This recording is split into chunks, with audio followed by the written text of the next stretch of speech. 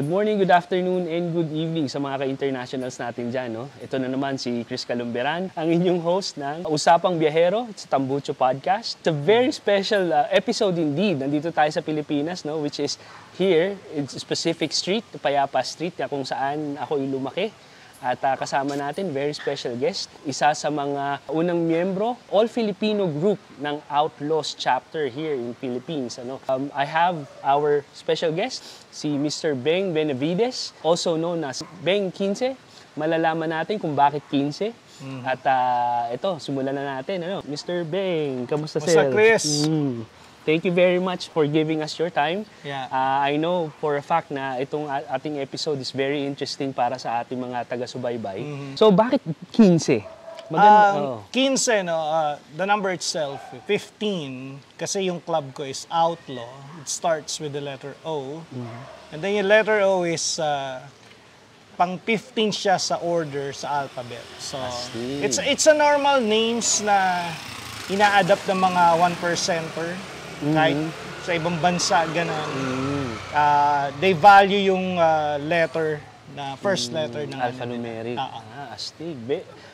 I know Mr. Beng, actually, nakikita ko yung mahilig siya magsulat, no? Very poetic, and of course, it shows naman dun sa kanyang mga posts. And sir, tell us more about and paano ka napunta sa motorcycling, yung kinahiligan mo. Short history kung bakit ka napunta sa Outlaws din.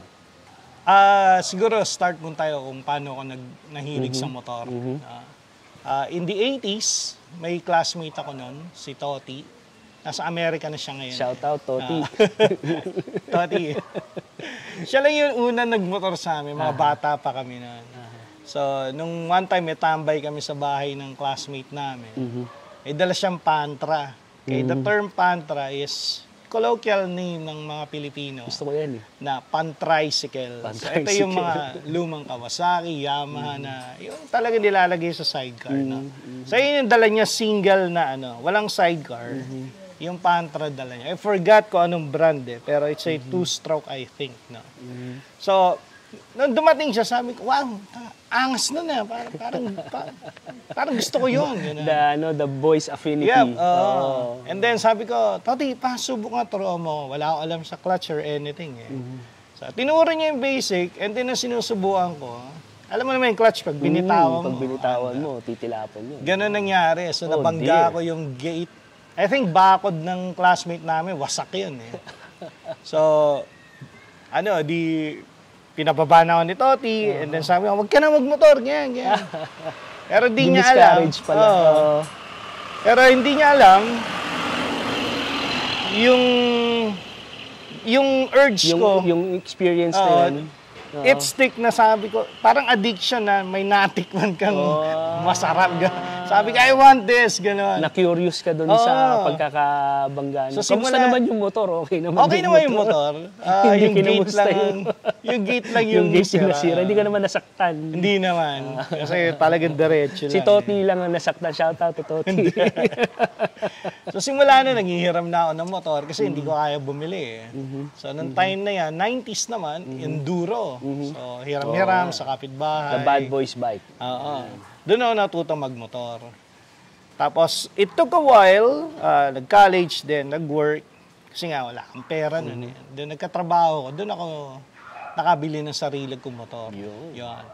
Well, yung Outlaw Motorcycle Club originated in Chicago, sa United States. 1935. So, from there on, walang hiatus ang Outlaw. It's a continuous generation by generation of bikers which eventually spread to the entire world. So, yon. Para sa inyong hindi nakakaalam, no? Yung sa Bike Riders na pelikula dito, ito yung story ng Outlaws. Although may mga pinalitan silang mga names, may mga pinalitan silang kagaya nung naging Vandals. Yung mga patches pinalitan. It's derived actually from the history of the Outlaws motorcycle. Ultimo mo yung mga motor nung era. Correct era. Tama ba? Correct era. Yun. And then, yun nga, mahilig ako sa cruiser eh. Hindi ako mahilig sa sport bikes. Kaya yung Yung grupo na sinasamahan ko, you ride the same bikes. Doon ako nagsimula. Then we form a club. Yung unang MC na sinalihan ko, which is the Alamat Cruisers MC. And then from Alamat Cruisers MC, we met foreign bikers sa Angeles City, which is the Outlaws Motorcycle Club. So, doon nagsimula yun na... Mga GI. Doon, a few talks here and there, and then we decided, a few of us from the former group jumped to the Outlaws. So, doon ako naging Outlaw. So, kayo yung nabanggit mo na 5 kayo o ano? Yep, 5 kami noon. Na puro Pilipino. So, solid yun. So, kami yung the very first all-Filipino chapter of the Outlaws Motorcycle Club sa Pilipinas. Kasi karamihan, foreigner, mga expatriates. So, yung chapter namin, pure Filipino. Kaya siya tinatawag na 1%er. Kasi palagay ko it's a very strict, yun nga, no? Kung bago ka makasali, bago ka makasama, may strict process. Ano yung mga challenges nyo. Tsaka bukod doon, ano naman yung mga naging milestones nyo? Ano naman yung mga naging successes nyo after joining the group? Well, the first milestone would be, I consider it a milestone na yung chapter namin is all Filipino. So that's one thing, it's very unique. And then ang second milestone is, having members na, with the same culture, okay, na Pilipino, mas madali yung growth, right? May mga tropa ka na sa MC din, we talk here and then. So, we came up with a few chapters, sa South, bandang South, Parañaque, Cavite, ganun. So, it happened, not fast, pero for a 1%er, kasi ang challenge din sa Outlaws Motorcycle Club is yung requirements sa motor. Kailangan it's 650cc and above. Sa challenge yun, sa typical na Pinoy, alam mo naman, ang hirap magka-big bike sa Pilipinas. So yun yung challenge. Pero dahan-dahan, nami-meet ng mga tropa, kaya yun. So ano naman yung iyong parang masasabi na officially outlaw ka? Ano yung parang symbol nun na masasabi mo na walang kaduda-duda na member to? Kasi sa 1%er Motorcycle Club, each patches is being earned. Right? Hindi yan binibigay na, gusto mo ba sumali? Eto na, ganun. Hindi ganun eh. You want to join, you have to work for this, work for that, ganun. So it's very exclusive talaga, no? Right. So may tinatawag ano yung tawag mo doon sa ibabaw, doon sa gitna, tsaka yung sa ilalim. May term ka doon eh. Meron. At tawag natin din is yung top, we call that as the top rocker. Tapos yung ilalim is bottom rocker. Then yung center is the center patch. So yung top rocker, I imagine it's the name of the group. Yung sa ilalim is the chapter? Bottom is, normally it's a chapter, but it's yung location mo. Yung location, yun yung ibig ko sabihin. And then yung gitna, yung pinaka-logo, yung emblem ng club. Yung mga motor natin, para mga baby natin yan. So ano yung pinaka-paborito mong motor? Depende pa to sa gamit mo or yan ang pagkakaiba ko sa karamihang bikers, no. Hindi ako yung common biker kasi yung mga tropa ko, yung member ko sa club, paborito nila, syempre yung big bikes nila. Yung big bikes nila. Ako, kakaiba, lahat mahal ko eh. I mean, kahit maliit yung dala ko, masaya ako eh. I can ride anything. Yung mga kakilala ko, ang pinopost lang niya, yung mga malalaking motor nila. They don't post, when they own smaller bikes. Ako wala akong pakialam eh. As long as I'm riding, I'm happy. Favorite ko lahat. Yung iba nahihiya eh. Pag may big bike, nahihiyang makita sa Facebook aesthetics, di ba? Merong maliit na motor na nakita sila. Nasa scooter ka, gano'n. Ako, I don't mind. Pero palagay ko, since you're an entrepreneur, and nga pala, he's one of the owners of Strasburger. It just so happened, pag may tambay kami, nasa MC community ako, they would suggest, let's do it here, gano'n. Then eventually, it's a word of mouth na, tara, doon tayo kay Beng. Doon may, may turf siya. Astig nga. May tambayan.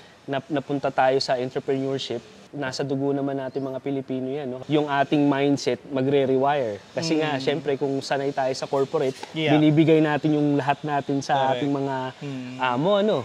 Pero kapag tayo na, naiintindihan na natin, no? Masakit pala kapag sinisiraan yung amo. Yeah. So, ano yung pwede mong i-share sa amin na advice na pwede namin magamit all through coming from your experience?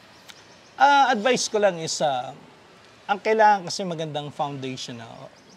Kasi I've been in the MC life for 19 years.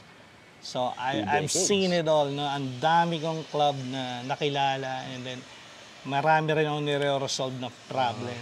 Ang pinaka-common na problem is foundation. Okay? Ang foundation ng group, ano ba yan? You build foundation not based on bikes. It should be based on the camaraderie and brotherhood. So you should bond together palagi yun. Kasi you need to know everyone eh. Yung ugali, yung demeanor, lahat. You need to know everyone. Yes. So, doon nagiging family eh, pag kilala mo na lahat. Otherwise, ano lang yan, tambayan. Ganun. Totoo. Okay? So kapag mahina ang foundation, yung bond, is madaling mangibabaw ang pride, then comes politics. Hindi nawawalan politics, maski sa amin, nandun yun. Pero kapag yung foundation is yung family love kayo ganon, it will take over against these things. No? Kasi yung values nyo dun magagaling sa foundation. Yun yung babalikan nyo lagi. Mabalik ko yung tanong mo, no? Paano kung na-resolve na ba ng magandang liderato yung hindi magandang foundation? Just my curiosity. Kaya yun. No? Yan yung isa sa pinakamahirap gawin. Kasi as a leader. In order to do that, you have to really talk. And when I say talk, no, hindi yung chat. I hate resolving problems through chat or Zoom, whatever. Sinasabi ko lang lagi, tigilan niyo yan, let's talk in person. The reason dun is, walang emotion yung words when you read it eh. Kasi babasahin mo yung based sa emotion mo eh. Galit ako rito, so yung basa mo, galit ka talaga. Sasabihin nun, galit pala sa akin to eh. Lalo na sa panahon ngayon. Yes, yung which is mami-misinterpret yun. So sinabi, hindi naman ako galit ah. Ganun, yun. Unlike pagkaharap mo, it's yung tone ng voice niya. Talagang doon malaman, galit ka pala. Kasi galit ka eh, gano'n. So, importante yung you meet on a table. Now, pagdating sa table, you have to let go pride. Isa sa pinakamahirap gawin. When you're wrong, you tell them you're wrong. Yung iba kasi, they deviate from that, create escape, and reason and alibi para matabunan yung pagkakamali. Ano ba yung importante? Yung samahan nyo, yung relasyon nyo, o yung pagiging tama mo? Correct. Diba? Ganun yan eh. Palagay ko kasi kung isusumahin ko yung susunod kong tanong na ano yung madalas pinag-aawayan, palagay ko it can be anything in above plus pride.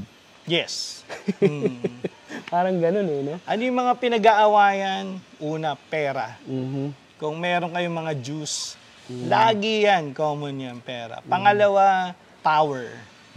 No, it's money and power. Top yan, 1 and 2 yan, nagpapalitan lang yan. Kapag yung isa is merong power tripping o yung meron siyang yung tawag dito, agenda or ambition. He will step on people, use people to achieve that. Yun. Manipulation. Ayun, sir. So, meron ka pa bang dream ride? Na dream gustong ride, ma-achieve? Meron.